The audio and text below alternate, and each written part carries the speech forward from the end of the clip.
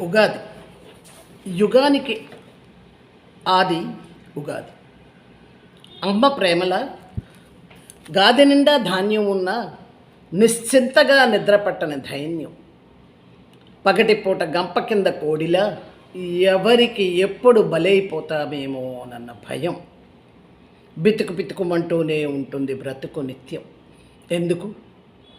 ప్రకృతి విపరీతపు వెక్కిరింతలక, అతిగా ప్రవర్తిస్తున్న అన్నల విన్యాసాలక, ఆతంకవాదుల అరాచకత్వానిక, విఘ్నత మరిచి విజృంభిస్తున్న మత మౌఢ్యుల మూఢత్వానిక, ఏమైనా ప్రకృతిని శాసిస్తున్న ఈ అపవిత్ర పుత్రులకు జోహార్లు.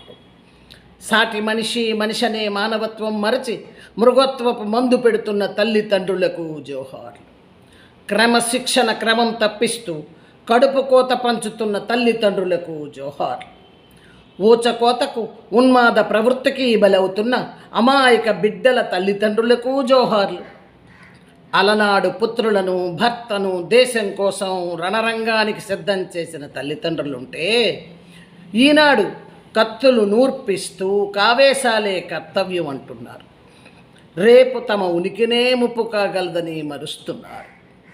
పొందు నష్టం పోరు లాభం అన్న విపరీతపు సూక్తికి ప్రాణం పోస్తూ, నేను కూడా ప్రపంచాగ్నికి సమిధనొక్కటి ఆహుతిస్తాను, నేను కూడా ప్రపంచాగ్నికి సమిధనొక్కటి ఆహుతిస్తాను అన్న వాక్యాన్ని అవసరార్థం అన్వయించుకుంటూ ప్రపంచాగ్నిలో అసమానతల ఆజ్యం పోస్తున్నారు.